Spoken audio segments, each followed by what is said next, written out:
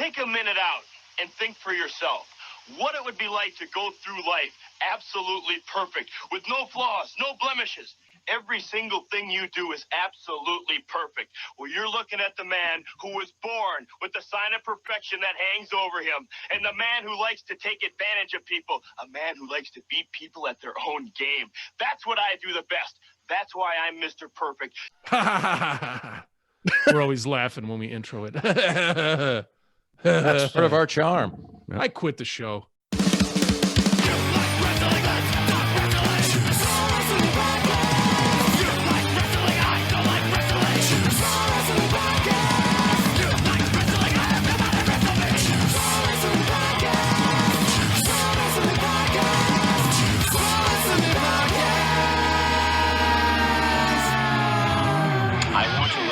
You so freaking bad. Wrestle me. Welcome, everybody, to Juice Pro Wrestling, episode 135. That was perfect. Perfect. That's right. It's been a long time coming. We haven't done a focus episode on a wrestler in a really, really long time. So I was thinking to myself today, like, hey, why don't we fucking do it again? And we had the perfect selection for you, the JP Dub faithful. I hope you're ready to dive into one Curt Hennig, a.k.a. Mr. Perfect. Yeah! So now that people know that we don't prepare months at a time for these elaborate and intricate episodes, now they know we just like blow a fart in the morning and like, Mr. Perfect. Sounds about right. Yeah, I fucking fart out, belch out content all day long, I can motherfucker. smell it. Me too. I could smell that gold. What do you expect me to do? Prepare? Most of it's up here, guys. Most of it. Mr. Perfect. Not all of it. Perfect. Come on, Bodie, give me a perfect. Perfect. Before we tear into that, though, as always, thank you guys for tuning in, for downloading, for rating and reviewing us on all podcasting platforms, even though y'all slacking, you ain't really doing shit, you bunch of lazy messages. But at least you're sharing the show. We have noticed a little uptick, so please keep doing that. Hit the notification bell. If you're watching this on YouTube, hit like and subscribe and continue to share with your friends because we're going to have a really good time. Yes. Now let's get down to it. The subject matter for this week, Curt Hennig, a.k.a. Finally. Mr. Perfect. Finally, it's happened to me right in front of my face and I just cannot hide it. No. Finally. That's Oh. Hey, I was feeling it. All right. Anyways, Curt Hennig, born March 28th, 1958, and he perished, unfortunately and untimely, on February 10th of 2003. The reason I picked him tonight, I think we can all agree he's one of our favorite wrestlers. I know he's probably in my top, anywhere between top 5 and 10 wrestlers of all time. And we're going to kind of reflect on his career and, go through you guys and share some experiences that you might have had with Mr. Perfect and try to copy his fucking fisherman suplex, better known as the Perfect Plex. Yeah. So let's get to it. Mr. Perfect is the son of Larry the Axe Hennig. And I said Hennig, not Henning. You bastards just get it right. You know how many years I had to hear that shit mispronounced, including myself doing it? Right. That is a wee little stupid kid. What a dumb shit I was, but now I'm smart and I'm smart enough. You dumb bastard. Shit Smart, right there and dumb bastard. Yeah, smart Mark. Smart Mark. Smart. Anyways, Mr. Perfect started his career off in the AWA before he was known as Mr. Perfect. Like I said, he went by his original name. He was known as Cool Curt Hennig. Cool Curt Hennig. Cooler than on the side of the name. Ugh, that Cooler name, than a fan. It smells so bad, Did you guys say Curt Hennig? Curt I did. Hennig? What a great Cool name. Hennig. Coco Beware. Hennig. He also started his career in 1980, so we're talking Yeah. a long fucking time ago, man. Yep. I was Living born in in the 1980, 80s. dude. I was born in 1980. He started his career when I was born. Crazy. 40 There you go. years Date ago. yourself. Why not? Why He was not? a Who tag cares? team I don't care. champion, as we discussed on last Yes, week's he was. episode with one big Scott Hall. Hey-yo. Oh. My tag team partner, Chico. We won the belts. That's right. And he also, he debuted here in World Wrestling Federation, to you younglings out there, the WWE, W. in 1981. So he was seen sporadically from 81 to 83 in the World Wrestling Federation, the global recognized leader in sports entertainment. WWF. Yeah, he was he feuded a little bit there with Playboy Buddy Rose for a little bit, and then he teamed with, I think, Eddie Gilbert towards the end of the first 10 That's years. right. You are correct. And then he returned to the AWA. He went back to the AWA where he actually won the World Heavyweight Wrestling Championship of the American Wrestling Association. Yep. Which I think he held. He had a record holding. I don't know how many days it was. Let me take a look here. Let me hit my cheat sheet. 12. 200 something.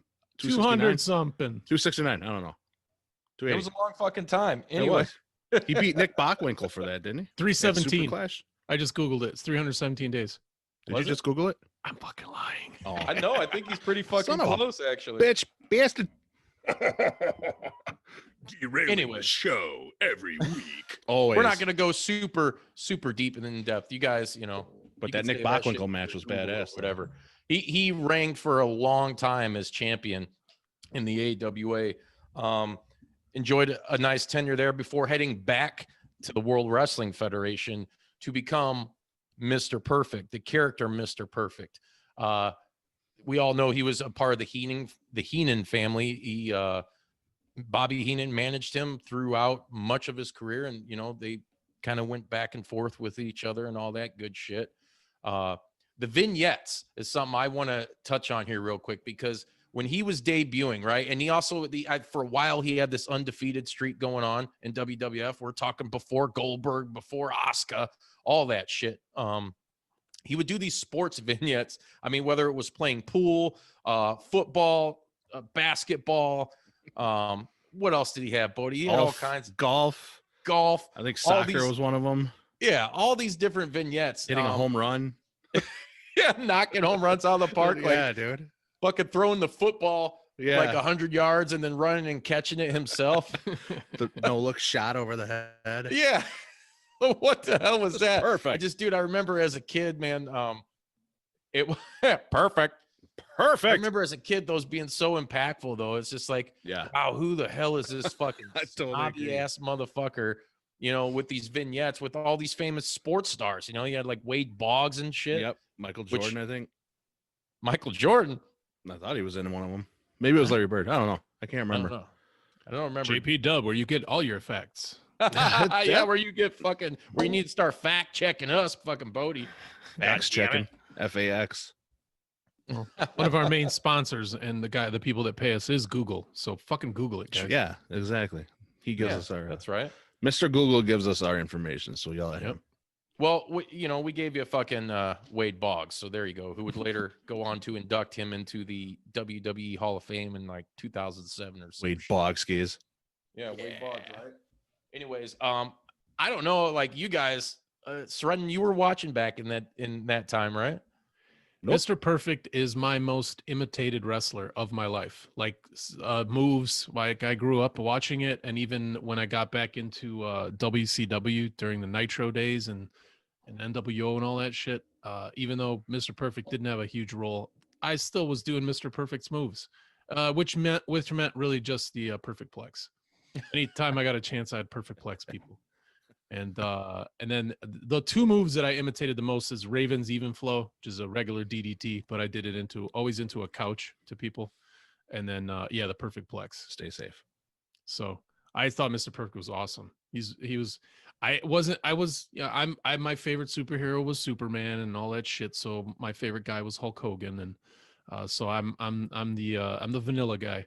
So I didn't really like heels that much, but Mr. Perfect was my fucking guy. Mr. Perfect and Bobby the Brain. Yeah. Oh yeah, dude, and what a killer combination. Hell yeah. I mean, those peanut butter and jelly time, yeah.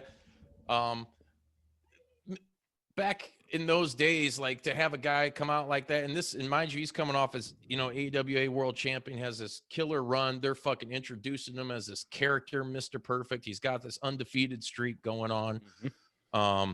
He ends up winning the Intercontinental title, which I think he held a couple times. And that's probably the title he's most well known for. He never had a world championship in WWE or WCW, and we'll get to WCW here in a little bit.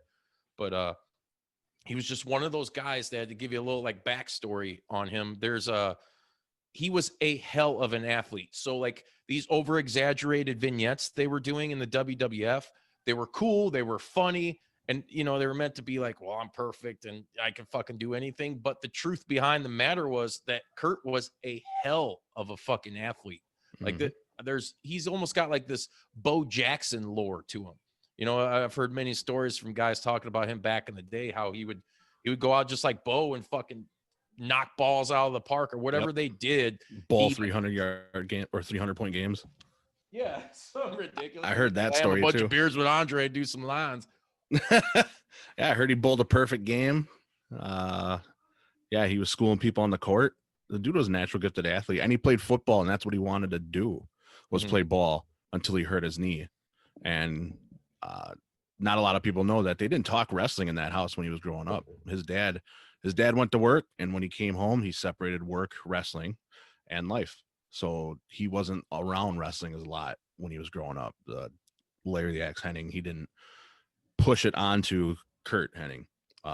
Curt just kind of, when he was rehabbing his knee is when he fell into wrestling, because I think he was rehabbing with Vern Gagne. And his dad was like, wrestling, that's mine. Wrestling. Wrestling. I used to. Wrestling? He's also I invented wrestling. He's also part of that famous Minnesota fucking crew, man. Yes. We've talked about it a few times on this show. Rick Rude's, obviously Vern Gagne, Road Warriors, Mr. I do have a question. Perfect. I think Mr. Perfect was one of the best salesmen, sellers in the game also. Oh, yeah. And his tag team partner, Scott Hall, also was one of the best. They didn't train in the same spot, did they? I know you guys are just talking about it right now, but Scott Hall, well, yeah, I mean, when you went to the AWA, I mean, you went there and you trained with Vern Gagne, and Scott was one of those guys. He was just, another one of them fucking, I believe he was a Minnesota dude. But the Road Warriors weren't known for selling, right? They were just known for being really hard and really real big, real hard, real stiff. Swing. Yeah, take a shot. Yeah, if you guys didn't know, it's back.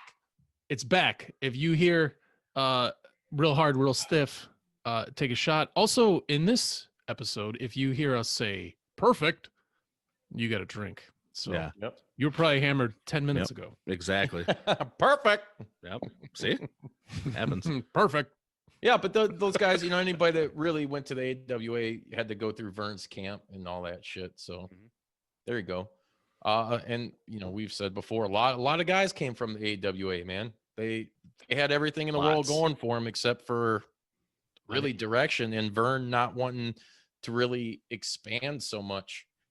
He didn't have the fucking, I mean, I think he wanted to do national, if I remember correctly, and once again, I could be wrong. I'm trying to pull it all from here, but I don't think he had the plans that Vince did as far as like global domination and marketing and all that. He was like comfortable with, his own little niche, if you will. But anyways, all that aside, Mr. Perfect.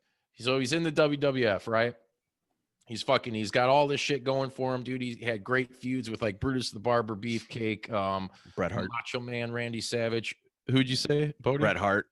Bret Hart. I'm one of my favorite feuds. You guys go, anybody out there that has the WWE network, or you could probably go on YouTube if they got the videos, but those guys put on a technical wrestling clinic. Some of the best fucking bouts you will ever see. And the reason why, much like Steamboat and Savage at Mania 3, why the Intercontinental belt is so prestigious, in a lot of fans' opinion, because that title was made by the workhorses of the company. And Mr. Perfect, dude, like in ring, the guy, calling matches, calling shit on the fly, like really doesn't happen a lot today. And just actually shout to Jeremy Tillema, Jeremy the ref, told me today that match, one of the matches he had with Bret Hart, where he tore his fucking, what was it, his singlet down? Yeah. Or tore it off or some shit. And Bret put it on him as the fucking, kind of like fucking whatever it was, the badge of like the changing of the guard. Yeah, yeah. And he was like, Curt called that in the ring. He's like, you should fucking do this. Like, just a great mind for the business, Yeah. Oh yeah. unfortunately, as we do these focus episodes and shit, we'll go down a little hole you might not want to go down through, because and this isn't in any timetable or any order, but Perfect, like a lot of those guys back in the day, because it was rock and roll, it was the rock and wrestling connection. He liked his drugs, Loved the party. Liked it. We likes the party, then use the party. Took a huge shit when I was on ecstasy. But he liked his drugs, So, and that's part of what led to his untimely demise. But anyways, moving a little bit forward in a more positive direction. So you got Mr. Perfect doing these awesome fucking matches, just cranking them out. And he became, to me as a little kid, he was synonymous with the Intercontinental Championship. Mm-hmm. Everything about him and that character, the fucking music today. Oh my God. When I hear that, I mean, I get fucking chills. I do too. Dude,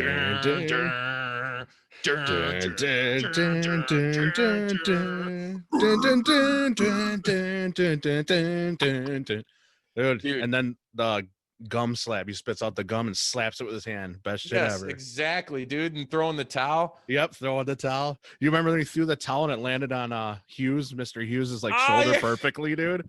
It was awesome. Like he was just like, whoosh, and then yep. I was like, that was great, dude. Yeah, so Mr. Perfect. So fucking perfect. So stuff like that, and then he gets hurt. He has a back injury and he's trying to recover from that. And I remember as a kid, like for a long time, he was out. He was doing commentary, which he was also fucking amazing at.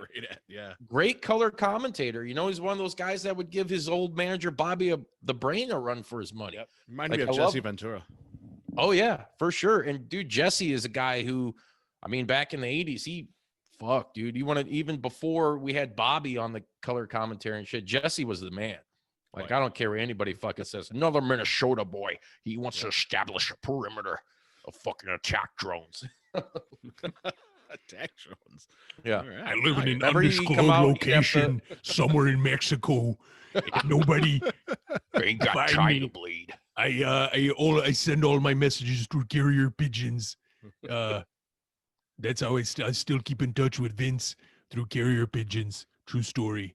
The Gulf of Tatankin was I don't know what I'm saying. Keep going, Juice. Keep going, Juice. Yeah. So anyways, in his jacket he would come out in too. It just had like the fucking, Bobby the Brain always had like the rhinestones or the diamonds. Yeah. He would have Perfect on the back of his shit. Mm-hmm. And then he ends up managing. So he does this all. Ric Flair, there's this big controversy in the early 90s. He comes in the WWF, bringing at that time the NWA, the big gold belt, the WCW World Heavyweight Championship. And, you think you're going to get what was at that time the match of a fucking lifetime. I mean, for early 90s, you want to talk about dream matches, dude, like Flair versus Hogan, North versus fucking South. Yep. That's what it was. And fortunately, we never got it at Mania like we were supposed to, but he had to go to the house show to see that shit, or wait till they went to WCW. But he got involved in that, and I thought that was super fucking cool as a kid. I'm like, who better than Mr. Perfect and Bobby the Brain to be associated with the Nature Boy coming in? Yeah. And then he, obviously he ends up coming back and wrestling some matches for WWF. I think he even got into a program with Flair. Yep. Loser leaves WWE match. That was on Raw. That was on Raw. And I think that's how Flair went out. Ever. Yeah. Right. That was exactly how he went out. That was Flair, right? Because Flair dropped the belt, and then they had their problems. From what I remember, it's all coming back. I think it was, he was managing Flair, and then Savage asked Perfect to be his partner at one of like Survivor Series or something like that, and he wasn't going to do it, and then he turned on Flair or something. Savage ass. Turns on Savage's ass. No, and I think that's what it was. He teamed up with Savage, and then that was like his turn on Flair, and that was like his actual first babyface run in WWF. Yeah, that sounds about right. I'll believe anything you say because you're the bruiser. So. Yeah, I loved Mr. Perfect. How was he perceived as a babyface? Dude, huge. People loved him. Yeah, I mean, he's one of those characters that have that everlasting impact. you can't deny when you think of 80s wrestling, dude, Hulk Hogan, he's always there, right? Macho Man, he's always there, right? Mm-hmm. The power, and I've said it so many times on here, but I cannot reinforce or reinstate it enough. The power of those characters back in the day, that you could say those two guys, and then all the villains that challenged them. Oh, yeah. All the characters were so fucking memorable, where you're saying Andre or Iron Sheik or Mr. Perfect, Yep. Rick Rude, even DiBiase. Brutus. Yeah, DiBiase. It goes on and on. He was a part of that. The golden era, as far as I'm concerned. I mean, maybe wrestling purists will talk about like the golden era as like some shit like with Gorgeous George and, you know, all that shit, or George Hackenschmidt or something. But I mean, like the 60s. dude, that was fucking way early.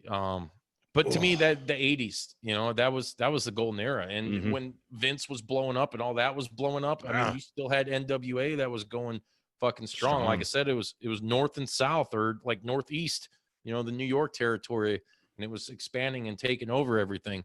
But yeah, man, he was totally well received on that. I, as like a fan back then, I couldn't get enough Mr. Perfect, whether it was good or bad, you know? True. And most of the time he was associated with being the heel. So it was kind of something different. He was always the dick. You know, he was like, he was pompous ass. I mean, come on, tell me MJF hasn't studied a guy like fucking. Oh, you know he has, dude. You know he's studied Curt Hennig, Ric Flair, DiBiase. Like, just that, I know I'm that good. And that's what MJF says. You know, I'm better than you, and you know it. That's Come a on. Mr. Perfect line, dude. You know, that's, you know, some shit like that. And like, you know, he gets a little bit of the greedy, like silver spoon from DiBiase kind of thing. So, you know, we talk about Curt Hennig's impact nowadays, not only on the technical side of wrestling, but guys like MJF, their promos, their, you know, how big of a prick they can be. That was Mr. Perfect back in the day. You know, Mr. Perfect was that guy. Perfect. You know, like I am. I'm perfect.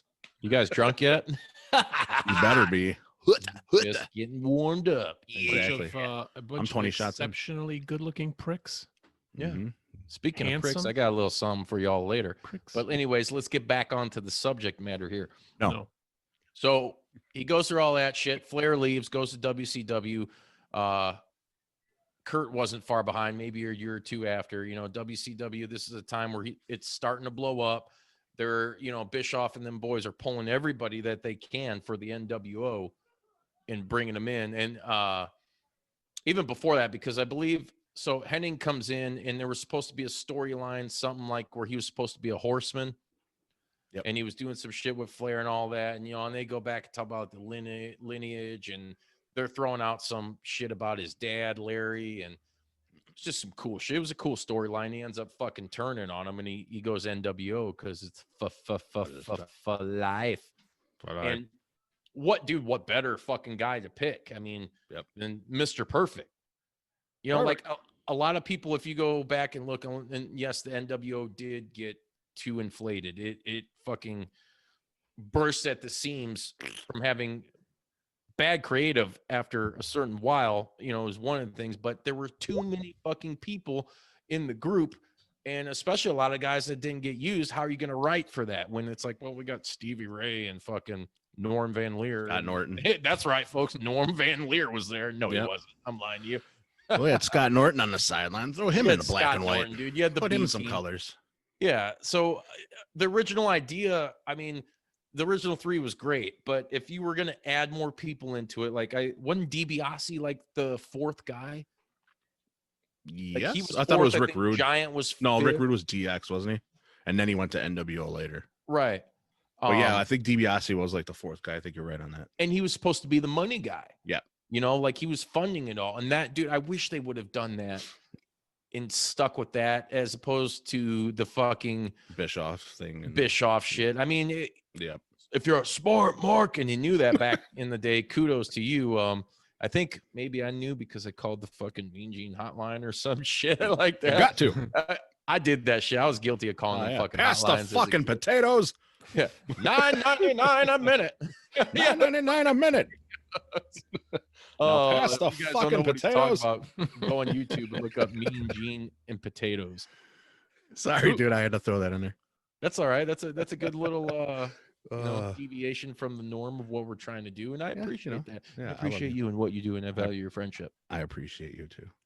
I want to appreciate your time, and I'd like to appreciate more of Curt Hennig's time in WCW because he was a part of the NWO, which is probably one of the most, if not the most, iconic factions next to the fucking Four Horsemen. What up, Kevin? I know you're out there listening. I know you're a big fucking Four Horsemen mark. That's right, brother. I said it.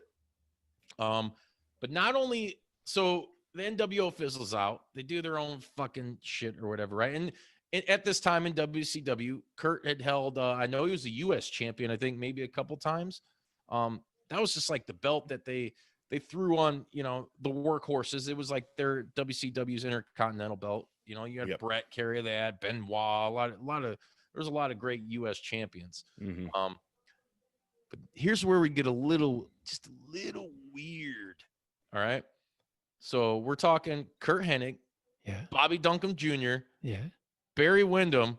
I think there was another guy. Who? You know what I'm talking about? I'm talking about the West Texas Rednecks, baby. Yeah. Because I hate rap. Dude, rap is crap. That song. He came out to that too. Dude, he came out to it. I got it on CD. It's WCW Mayhem, the music, man. You're the best, dude. You're a better man than I. That's awesome, though. No, that song, dude, now that I hear it, now when I hear it, I'm like, that's the shit, dude. Like, when I heard it back then, I was like, this is terrible. And then they feuded with the No Limit Soldiers. Yeah, Master P. Which was funny as hell. Yeah, Master P and the No Limit But I thought it was Soldiers. so cool back then because I hated that Master P shit. There wasn't like I did too. Anything I liked. Like the rap I liked was, you know, like NWA and Ice Cube, Ice-T. Yeah, Ice-T. I like, you know, Coca-Cola. Spice and, One. Yeah. Pepsi. Ghetto Boys and all that. Yep. Tab. And then, did you say Tab? I did say Tab. I'm going to miss him. Tab anymore. I know. Sad. Oh, I'm fucking pissed. But anyways, Bodie, you're I don't know what Tab. the fuck you guys are talking about, but keep going. I'll introduce you to Tab Soda later. No Tab soda, but what about it? It's fucking delicious. And now it gone. Yep. The West Texas Rednecks, I liked it because I hated that shit. I hated the Master P. I hated everything about it, but I hated country at the same time. And it was just weird. I'm like sitting there thinking, I'm like, dude, Kurt's a fucking, I guess. Minnesota. Is there fucking bumpkins up there? Is there cowboys and shit? I don't know. Maybe those of you out there in Minnesota can let us know in the comments because it's fucking blows my mind. Northern Wisconsin, yes. Back in 1953, they shipped out all the bumpkins. There are no more bumpkins. Yeah, to Minnesota. Yeah. Legally, they were the couldn't do West it, Texas so they did it Rednecks, all and under Curt the was a cloak of fucking darkness. Minnesota guy. Yeah, Northern Wisconsin guys. Yeah, I can see the country and all that, but not the Minnesota guys. The Minnesota There's guys, bumpkins. they're just Minnesota. bumpkins. Minnesota. Bumpkins. Bodie's turning into Dracula. Minnesota, bumpkins. It's a Minnesota. I live in Wisconsin. It gets dark early. I like it now. I can go to sleep in my casket. Somebody's gonna be like, "Yeah, then I was listening to the Juice Pro Wrestling podcast in my car. dudes are Suddenly, two dummies started imitating Count Chocula." I like Fucking Count that Chocula. show's I got a bullshit. box in my fucking cereal. I bet you do. You thingy. probably got Frankenberry too. Yeah, I got that. I hope so. And That was my Blueberry. I got all three. Ooh, Stocked Blueberry. up when that shit came out. You know, I like to keep it evil. Yeah. Especially with my breakfast. say anyway really loud. What? Anyway, you fucking bags of flesh and It happens. boners. That was pretty much really the last big run that he had in WCW was with the West Texas Rednecks. Roughnecks. Isn't that a fucking XFL team? Yeah. Shout out to Dwayne and co. I just read here that his last match he did in WCW, and this is kind of interesting. So his last televised match in WCW was against Wildcat Chris Harris. Wow. You guys might know from TNA Impact Wrestling fame. He was a part of America's Most Wanted. on May 20th, episode WCW Worldwide, which he won. Mm-hmm. He left after his contract expired in 2000. So from that time after, he bounced around some indie promotions. I remember, I think there was like XPW or some weird shit. XWC. Something that I know, something like, that was short-lived, right? right, and I think he was a fucking champion. Was he? Why? Yeah, well, this other one. So they brought up he did have this match in fucking Australia with the one and only Dennis Rodman.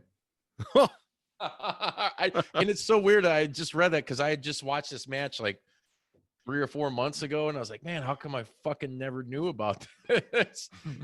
It's not bad. Rodman actually does pretty good in the fucking match, all things considered, you know. It was a little fucking weird though. I didn't see that match. I don't remember seeing that. And it says he also went on to compete in Puerto Rico for the World Wrestling Council, where he won the heavyweight championship.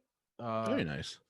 And then January 8th, 2001, he returned to All Japan Pro Wrestling, team with Mike Rotunda, aka IRS, Yep. aka Bray Wyatt's dad, the Fiend's sperm donor. That's right, I said it. And Barry Windham, and they were defeated by George Hines, Jim Steele, and Johnny Smith. I'm not sure if Jim Steele. I've never heard of that guy.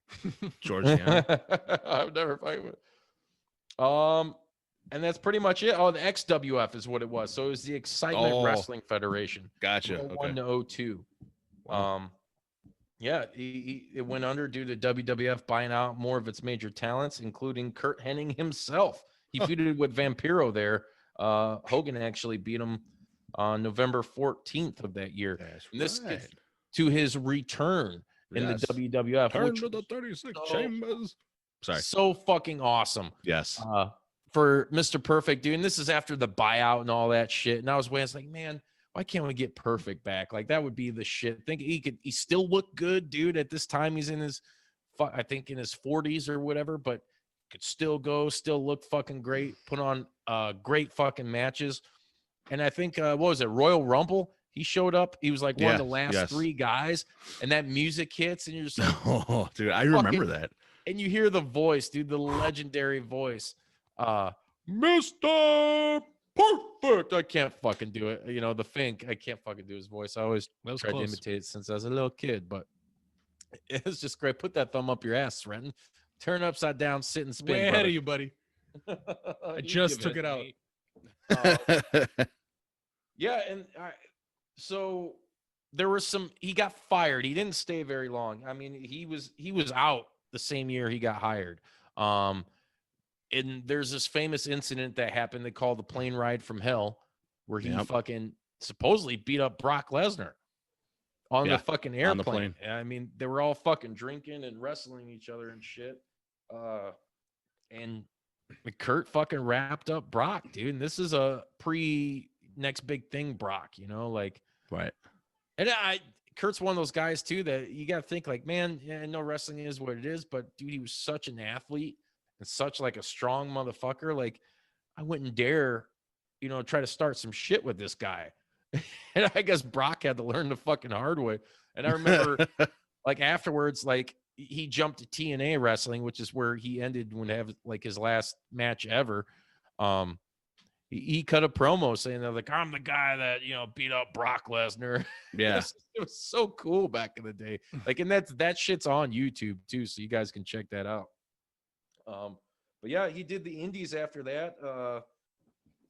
And pretty much, like I said, from 2002 to 2003, he was in TNA Wrestling, which is now Impact. If you have the Impact Plus app, they have all that shit there, and you can check that out if you can't find it on YouTube. Yeah, I mean, he went on to, I mean, he feuded with Jeff Jarrett. I do remember that. It says here. Hey, what's that microphone there by your mouth for? For sucking into. For sucking and seeing. Maybe I need a fucking Dave Lapel mic. Let me just talk way over here. And another thing I did the other day was Justin, we love you. Yeah, you know, his second WWF run was I loved. Oh, there they go, papers. Dude, I are loved there- his second run, and then yeah, the infamous Plane Ride from Hell. But he had a great program with Rob Van Dam the second time through. Wait, That I'm was back. awesome. Yeah, he did have a great Hello. program with Rob Van Dam, and then he fucking lost. Yeah, I know. He fucking lost. We got to scoot over for the young blood. Got to put over the young blood. You got that bloods. Bruce Willis album too? Return Yep. of Bruno. Of course I do. Come on. I got Eddie Murphy's album. Of course I'm gonna have Bruce's. I got that shit on vinyl, and there's only one. I bet good you song. do. How's I got that that Eddie shit on Murphy dubs. song go, guys? My girl Like like to to party all the time. party all the time, party all the time.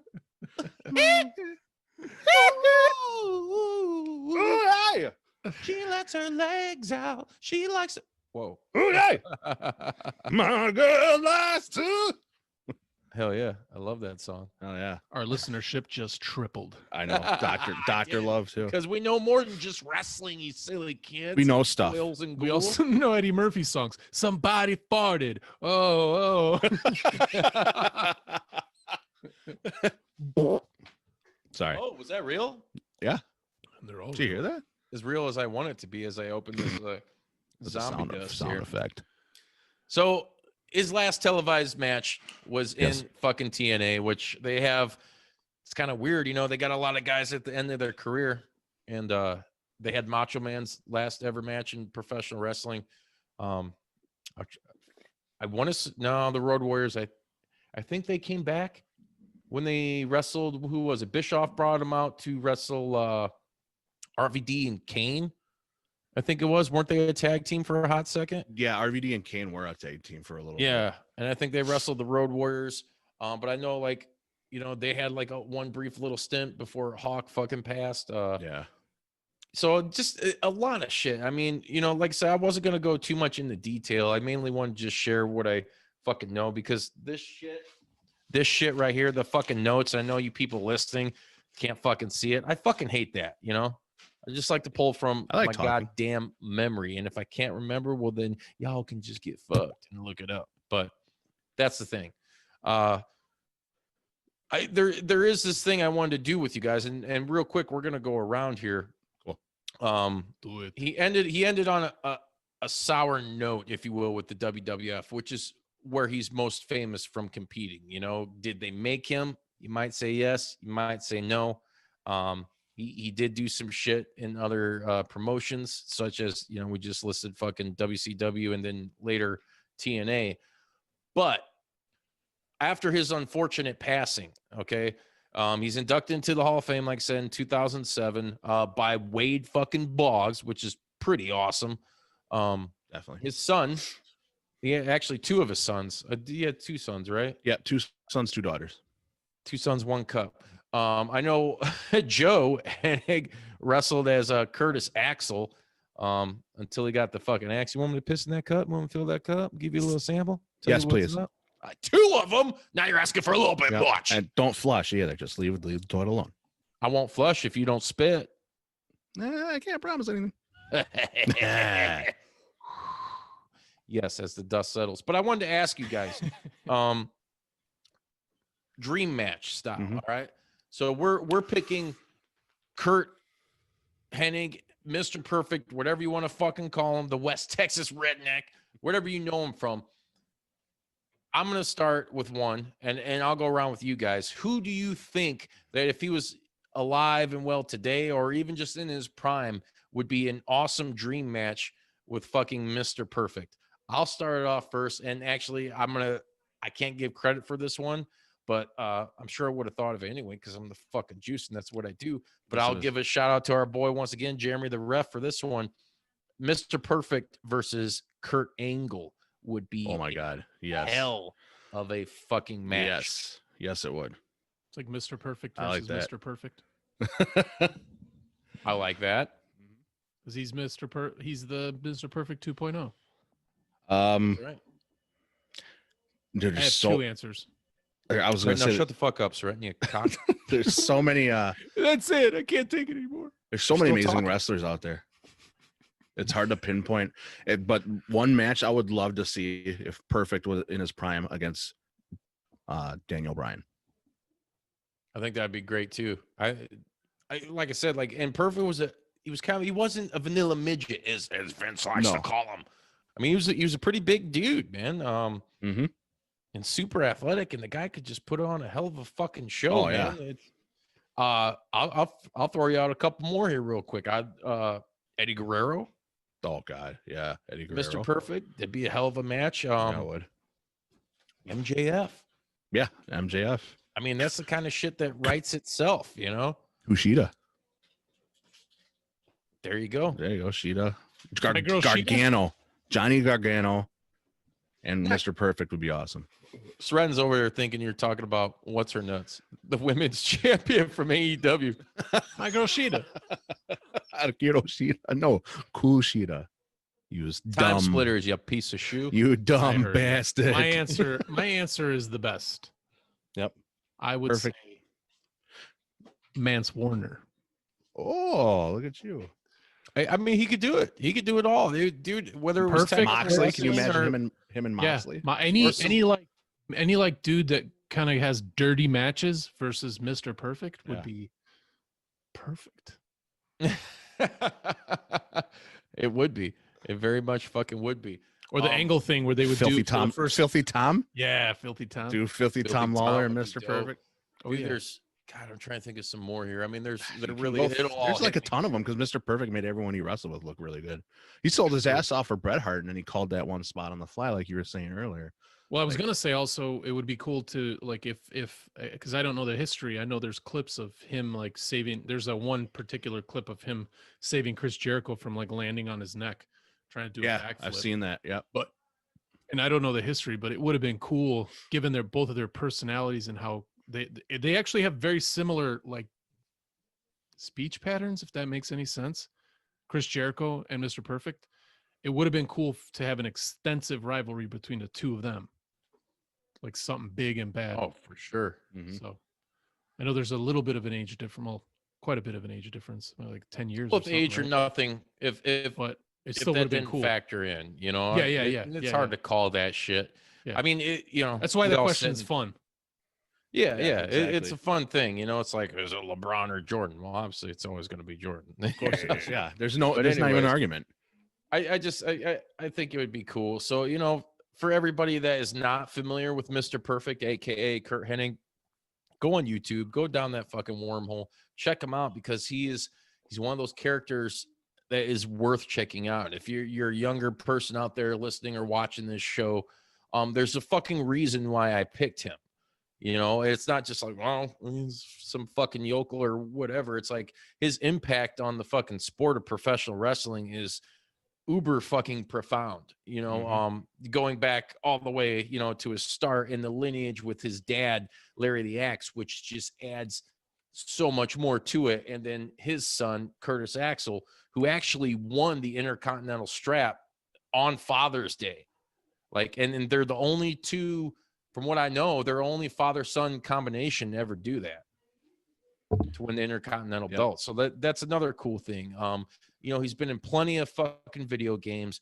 There's plenty of yeah. action figures made of him. Yep. I got him. I got I him. got a Mattel one in this fucking tub sitting over here by me of 300 fucking. I got a wrestlers. couple of them.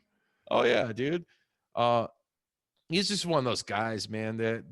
That character, everything. I love it, and Mhm. some of that cockiness I've incorporated in like my own personal life and like what I do and shit. Like just because it's dude was too fucking cool for school, man. The He original. was, for me personally, in my wrestling fandom, Mr. Perfect was one of the main guys that made me believe in the sport more. Like when I Yeah. watched that, I believed what I was watching was all legit and above. I thought it was real. I thought everything was real, and Mr. Perfect Right. was one of those guys. You know, it Yeah. was because Oh, of the man, way he yeah. acted and And performed. kudos to him you know- for that. Yeah, Yeah, I agree with you on that. And real quick, there's a quote I want to share from Hulk Hogan, what he said about Mr. Perfect. He said, everybody would check their egos at the door when they came to a building that Curt Hennig was in, because you couldn't outwork him, you couldn't outshine him, and you couldn't outperform him. He was the best of the best. Word for word, that is the truest statement about Mr. That's Perfect. coming from the fucking Babe Ruth of professional wrestling. Exactly. Dude. Yeah. Like I don't care what he said or done. in the past and all that bullshit. I mean, let's face it, Hogan is the Babe Ruth of pro wrestling. And for something like that to come down, I mean, dude, come on. But everybody knew that. Oh, yeah. You know, you talk to any of the boys, like, dude, Curt he's up there. And that's why I say, like, you know, like a match with like Guerrero, who was very, very similar, albeit. And a lot of things, anything to win, you know, the fucking these underhand tactics and heel or face. They were fucking great. Both entertaining, super athletic, like shit like that, dude. But I'd hate to use the term commanded respect because I don't know. I never knew him personally. And I wouldn't say that he commanded it, but I would use that term because of his work ethic and what he did. That commanded fucking respect, and it very much got it. You know, like it sucks. It's a fucking goddamn shame. And you know, we go down these lists, and it's fucking, dude. I watch so much like old school wrestling and shit, and you know, I try to fucking get the wheels turning and remembering shit again, so I can come up with shit for the show. But and I'm watching a lot of times, fucking sad, man, because the 6 or 7 people that are on the screen, maybe one of them's still alive. You know, and these guys weren't that old, you know, and that's kind of getting back to what I was saying earlier in the episode about, you know, the drug problems, you know, whether it's fucking cocaine or party, muscle relaxers, all that shit. Steroids. Combination of all. I wish.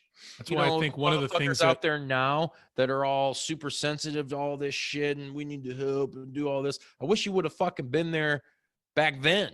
You know, to help these guys out and really give them the help they need. Like, you know, WWF's fucking drug policy and all that was non-fucking existent. And it's just a shame. You know, hindsight's 2020.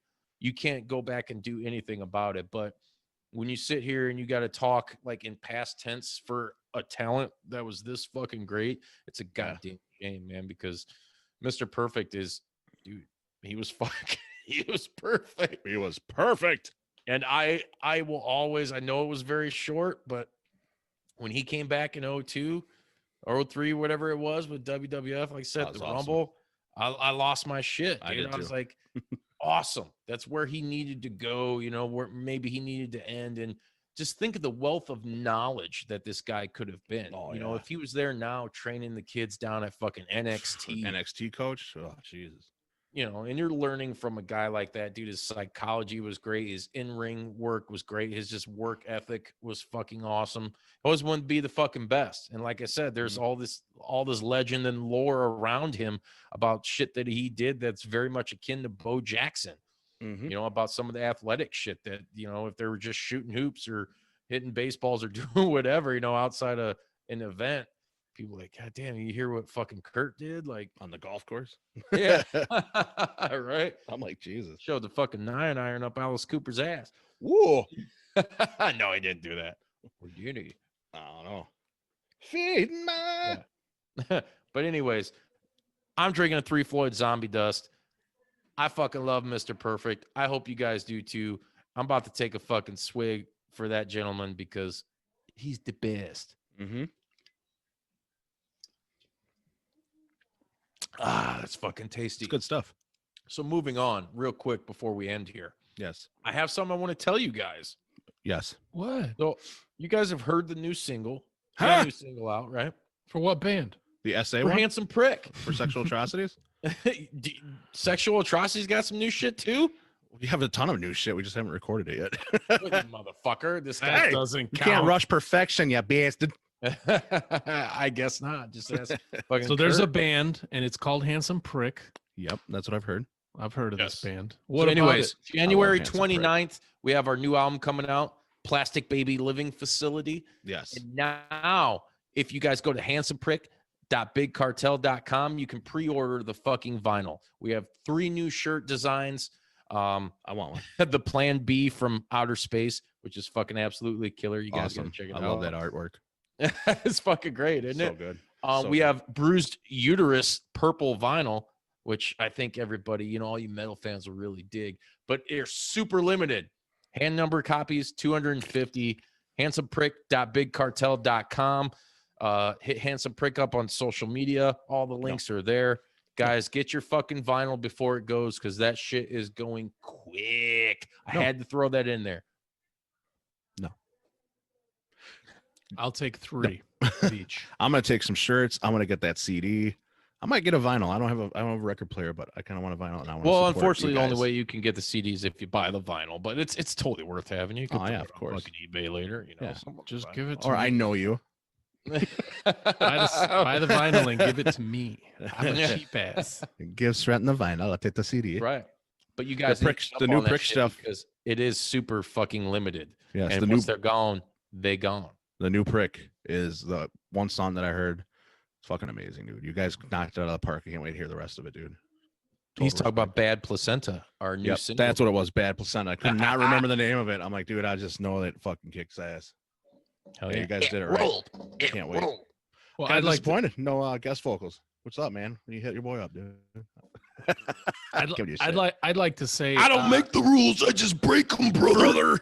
in conclusion to the episode, and you guys might have some concluding thoughts. I would like to say that I'm excited because both of you are coming out with new music. So when this whole pandemic clears out, next summer, tail end of next summer into next fall and winter, Yep. those concerts that we wanted to throw and those events that we wanted to create, I mean, it's going to be all new music and it's going to be fun as hell. So it'll be Yes, it is. exciting to sit and hibernate and wait and oil and lotion until we could have a good fucking time together.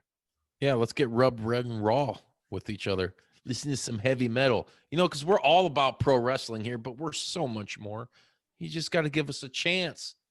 And get down with our fucking silliness, our fucking heavy metalness, Yeah. and all of our otherness. Our gaming.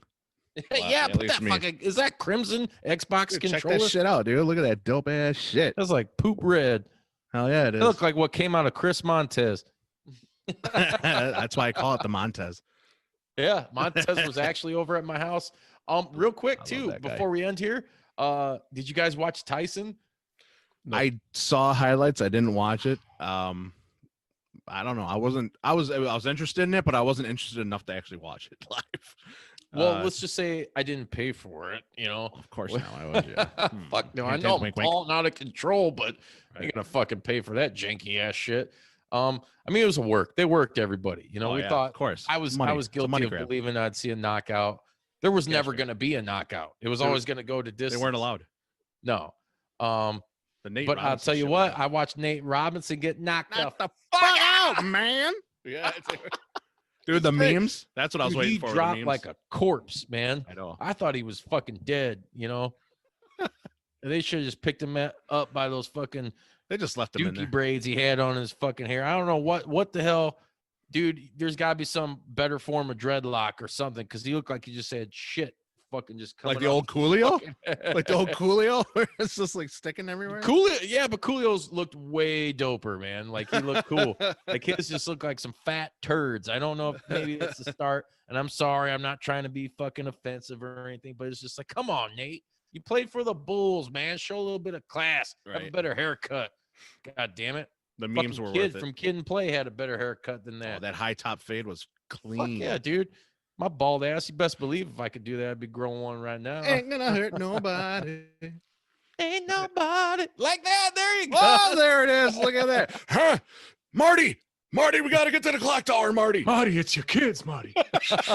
Sredden, for those of you listening in podcast land, Sredden just whipped his fucking skull cap off Dude, I love to it. unveil the huge Serbian afro that I kind of want to caress. I like it, dude. I kind of want to comb it up. It's not Upwards. soft. I wish Upwards. somebody had combed that fucking thing. Jesus, Not me. Christ. No, leave it as is, but let's like brush it upwards. Well, he's got to. He's got to hide that fucking Friar Tuck bald spot. I like Stratton. There's like 3 of them. He's a good looking dude. I got Dude, 3 Friar Tucks on my head. Very good looking Friar. dude, No one Stratton. gives a Friar fuck. Friar motherfucker. fuck. Oh yeah, Friar Fucks. Fuchs. You say Friar Tuck, I got your Friar fuck. The cool thing though, real quick, I know Oh, you guys. So you guys didn't watch the fight, dude. No. It was a fucking weed fest 2000. Oh yeah, of course. Every artist they had play in between fights and shit was coming out and just Snoop was smoking, commentating for Christ's sake. smoking. Fuck, it was sponsored by some weed fucking That's thing or whatever. awesome Which shit, dude. hey, it's fucking cool, man. It's Yeah, 2020. of Like course. I think it's fucking awesome. But there was Tyson some really smoke. bad shit, right? And then all of a sudden, Snoop comes out, dude. He's wearing this baller ass chalk line fucking doggy style jacket. And then, dude, they kick right in like gin and juice. And, dude, uncensored Snoop is fucking killing it. He's fucking smoking a blunt while he's doing it, getting in the boxing ring and shit. Tyson even came out and said he smoked before the fight. Before the match. Yeah, I got to get a little level-headed. Yep. I mean, that shit was dope. Snoop's performance was dope. I think he did commentary on the Nate Robinson. With Morrow. Wasn't Morrow commentary? Morrow was on there, and I didn't know until I heard him, and I was like, that's fucking Morrow Ronaldo, dude. Yeah. That's like, Mamma Mia! Yeah. Hot off the presses like a blunt. Dude, he's fucking great. Morrow is great. I was glad to see him doing that, but overall, that was a booty-ass fucking show. I was out in my garage most of the time. I think I stopped watching the Tyson fight in the 4th round. Oh, really? It's kind of like stop watching the Bear game and into the first quarter. Yeah. No, Let's not talk about that. Give it It's the a last, different kind of doo-doo. few minutes of the Dude.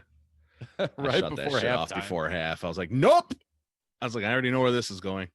Yeah, it's going straight to hell. Like Yeah. all of us are if we don't. I predicted fucking end this 48 to shit right 6 now.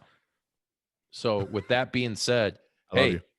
everybody, please follow us on social media, Facebook, Instagram, Twitter. We're there.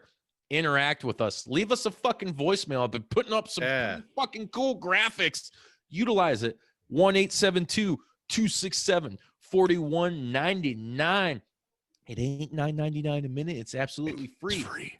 If you thought this episode or any of the other ones sucked, or you thought they're the fucking God's gift to fucking mankind, Perfect. no, just let us know. Or if you want to try to weasel your way onto a show, hit us up. Let us Pretty know. easy. 1-872. We call it cheap pops. 4199. Koji pops or whatever the fuck Bodie just said. I said we'll call it cheap pops. You want to get a shout on a show? Call the hotline. We'll give you a cheap pop. Get some cheap heat, you know. Yeah. But seriously, guys, thank you all for tuning in as you always do. We love the fucking faithful. Please interact on social media. JP Woo, Juice Pro Wrestling Universe, is a killer group we got going on Facebook. Where you could just be a wrestling fan and share anything that you fucking like that pertains to professional wrestling. We got a lot of fucking cool people in there. One of our latest fucking members is Gene Snitsky. Remember him? He was on the fucking show too. Yeah, he likes to share some shit too. So get on it. You guys are gonna fucking tear me apart from the inside, and that's not cool. Wet them I up. think it's cool. Wet them up. It is cool. But anyways, until next time, thank you for tuning in. If you're on YouTube, hit that like and subscribe and share, people. Please share. Sren's been looking for some sort of feedback for a long fucking time. You know, we ain't your average show. No. We try to give you a little mo. But on that note, we gots to go. Wet 'em up. Wet 'em up. Wet 'em up. Wet 'em up. Wet 'em up. I'm so fucking sexy. And I'm hard for you, the listener. Perfect. Hey, Brad Vandersee, my hair is cooler than yours. Leave it. Got him.